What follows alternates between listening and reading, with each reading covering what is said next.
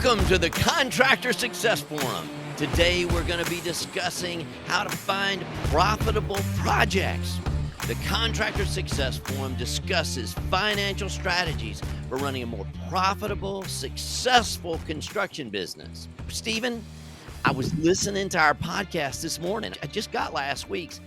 And did you know, Wade and I talked about this last week, did you know that when you're looking at that podcast, you can touch your finger on that thing and you pull it up? And what's right below there when you do that, Stephen? I give up.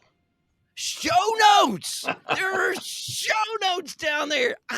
For years, I didn't know they were down there. All that valuable information with our information and all the great extra resources you could be getting about our shows. It's so cool. And one more thing I was so excited about. Wade knows this because we talked about it last time. Do you know what else is down there? There's this little box and it has a little arrow up there. And do you know what that does? I'm stumped. It shares it. You can share that with your best friends or your best contractors. And sometimes it depends on whether you're on Spotify, because I listen on Spotify and I saw it, and you can just share it just right there. And boom, the text message comes up. Just send it right there to you. Or I was looking on iTunes, you can do that, and there are three little dots right there. All you got to do is hit those three little dots. You don't even have to scroll down, and boom, and then you can share. But anyway, I was so excited about that. I'm sorry I had to do that. I know. I was actually going to ask you about your fishing trip. How was that? It was fun. We caught a few. You caught a few? We had a good time. We rented some boats and floated up and down the river and spent a lot of time just chillaxing and hanging. All right. Well, cool. Well, now you're back with the great three long-term construction industry professionals. That's us. So first we have Stephen Brown, a construction bond agent with McDaniel Whitley Bonding and Insurance Agency with over 30 years of experience underwriting and placing bonds for you as contractors. And Wade Carpenter with Carpenter and Company CPAs, helping contractors nationwide to become permanently profitable for over 30 years. And I don't say this enough, but he actually does job costing remotely for these contractors. That's such a cool thing. And then me. I'm Rob Williams, your profit strategist with Iron Gate Entrepreneurial Support Systems, driving profit in contractors' businesses with decades of vertical integration as a contractor, a manufacturer, an aviator, and a financial strategist in the construction industry. Whoa! So today, we're going to talk about finding profitable projects. Man, that's so valuable. What does that mean to you guys? I saw a photograph once. It's out there, and it's a boat.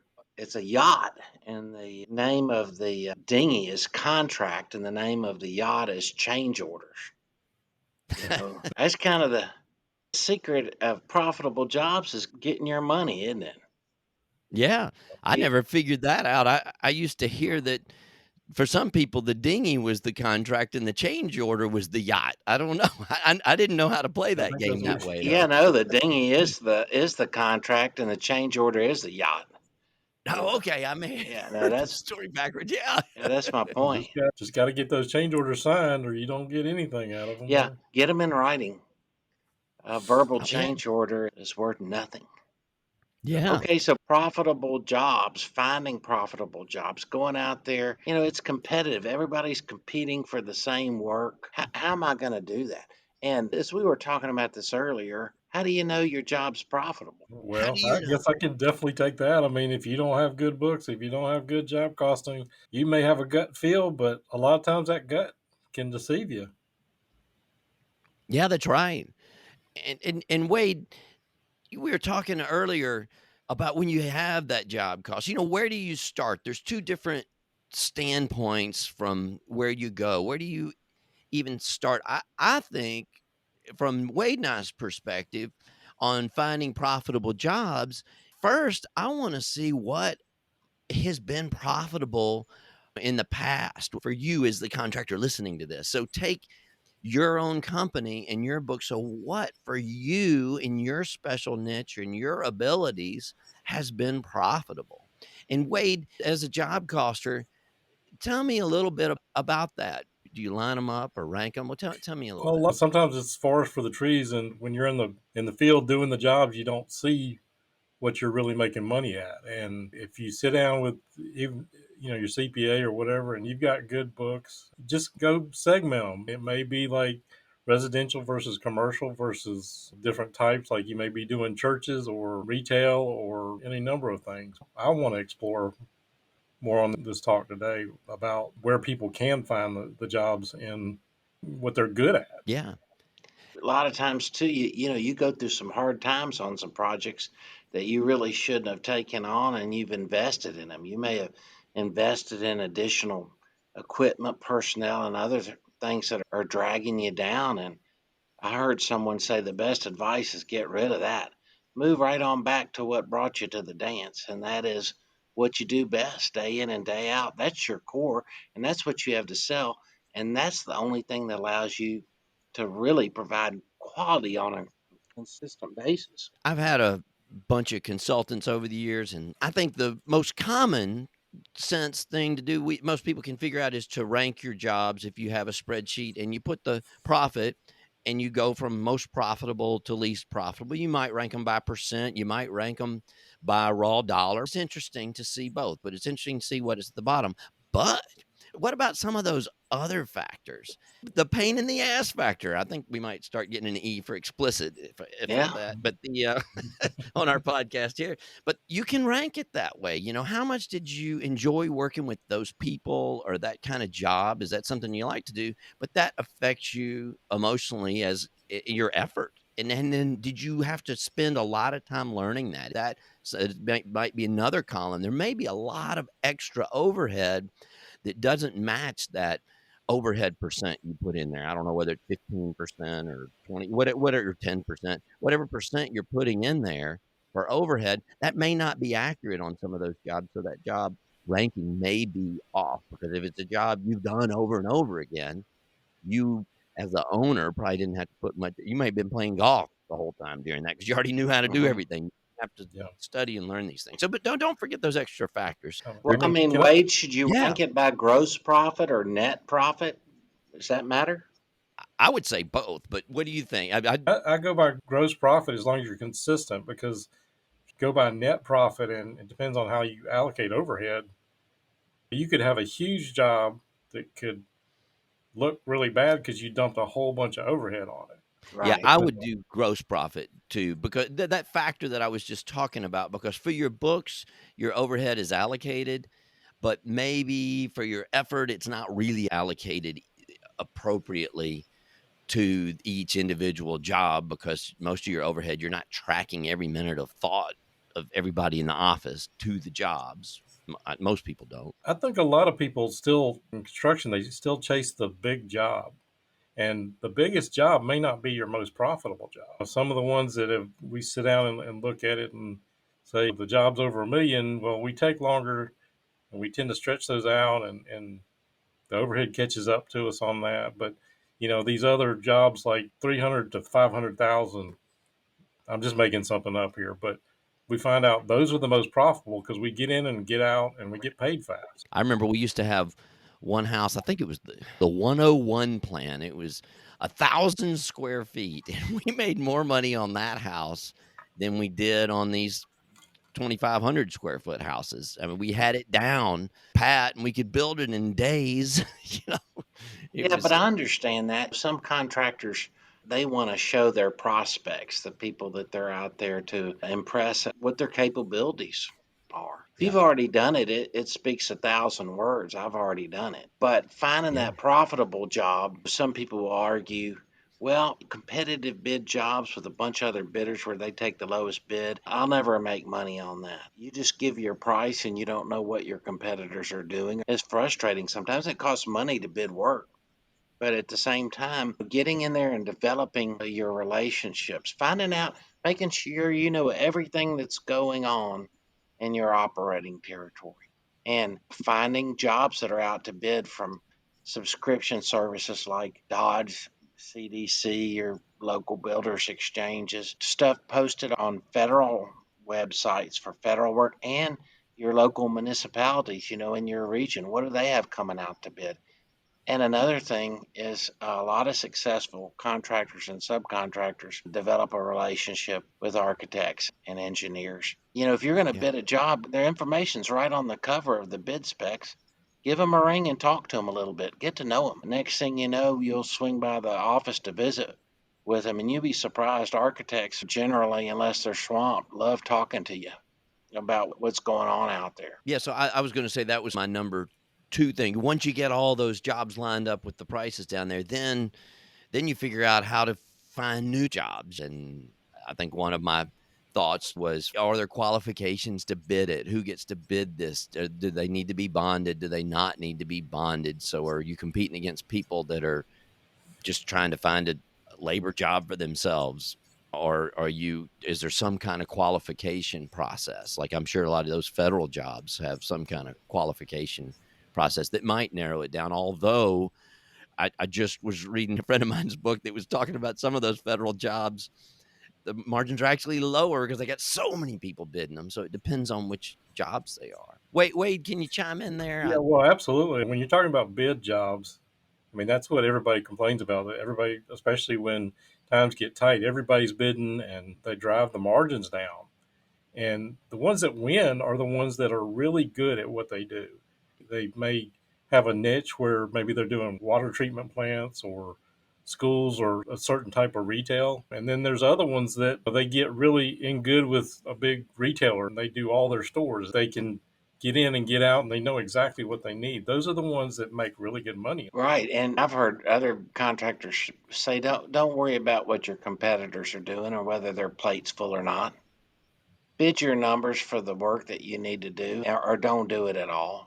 And I understand we were talking about robbing Peter to pay Paul on certain projects because of your overhead expenses, your payroll costs, and so forth. And again, that's all about what Profit First has to offer, being able to determine that. But going after profitable work is just a lot about relationships. A lot of contractors have certain owners that they work for exclusively, and they stay very busy year in and year out. And they quote their profits on there, and it's done. Then there's construction managers that are predominantly concerned that you keep it within budget, but that the work is quality work. It reflects on them if it's not. And then you've got GCs that will bid sub work, subcontractor trade work, just planning on subbing out the labor only. And right now the market's kind of hard, and that's kind of hard to do. So the subs are in a stronger position to make more profit. Steve and I remember in, 08, 09, when those jobs were ridiculously competitive because you had all the residential guys coming to bid the commercial jobs. And a lot of those jobs, they were just bidding to keep their labor working. So they were really doing it cheap. But I do remember, a lot of my friends that had been in business a long time, they were, I would guess we'd call that a qualified bid or a negotiated bid, where they were just doing work for an owner and they were the only one doing it, whether it was cost plus or just a bid system.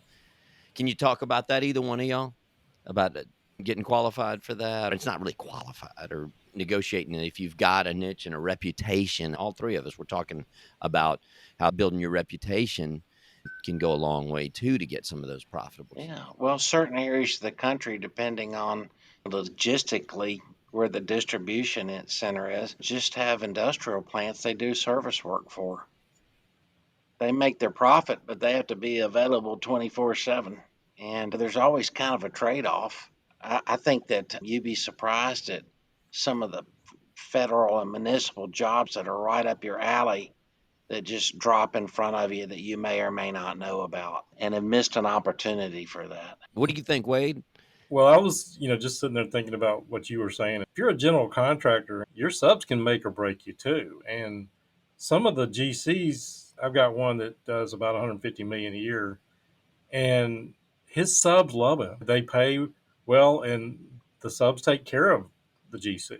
25 years ago, I had a $600 million general contractor, and he was one of the ones that he would go through the subs and nickel and dime them and sue them. And the quality of work there, it just, it's a well-known name. If I threw it out, you guys would probably know it across the country.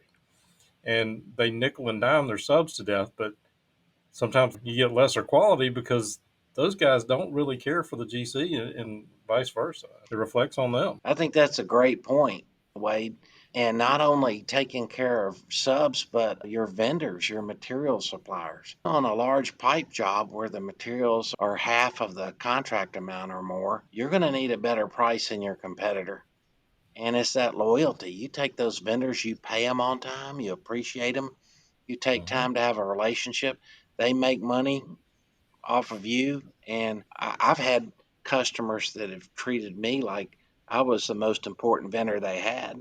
And I would bend over backwards to do anything for them. And, that all goes into estimating a job. Yep. Yeah, those vendors can actually be your qualification to get in there too, your unique qualification because you work with them. I do have one good friend contractor that his whole business is based basically on his vendor's expertise. He qualifies because that vendor is such an expert at it, and it makes his life easy as well. So get those good relationships going. I know this is not really about the vendor thing, but that does have to do with getting the good jobs. I know we're about out of time, but that one other thing that we talked about is profitable jobs is contract provisions. We could do a whole episode on that.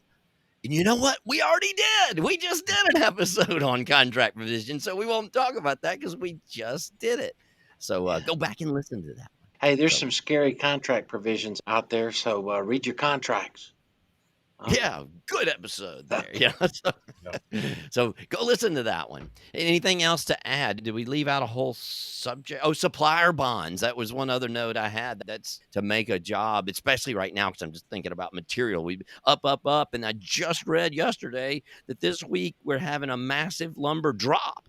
So it's just crazy. So how do you protect your profit with that? Which I think we've had some other subjects about that. I think that's mixed in some of our other episodes. Yeah, you can make your material provider give you a supply bond to lock in your prices according Yeah, to because your I think agreement. right now, Well, it's just a third party bonding.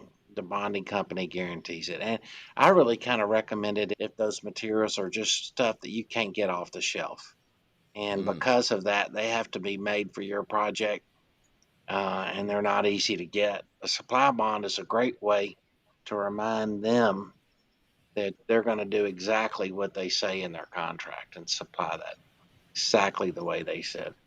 It's just an option. It's not very expensive to require a supply bond. and that supply bond may take some of your bonding capacity off of you and displace that. Does that work that way? Absolutely, yeah. Okay. Well, cool. Well, this has been a great episode. I know we've actually gone over this subject. We thought it was so small, and we've already gone over our time again. So it's great having you guys here at the Contractor Success Forum. We have Wade Carpenter with Carpenter and Company CPAs. Appreciate you being on. And Stephen Brown with McDaniel Whitley. And our webpage, it's already in the show notes, is go to contractorsuccessforum.com and see us. Our information's there. You can look at all these episodes here and download them and get all that valuable. Just because it's free doesn't mean it's not valuable. So it is valuable. So thank you guys for being here, and we'll see you on the next episode. Thanks.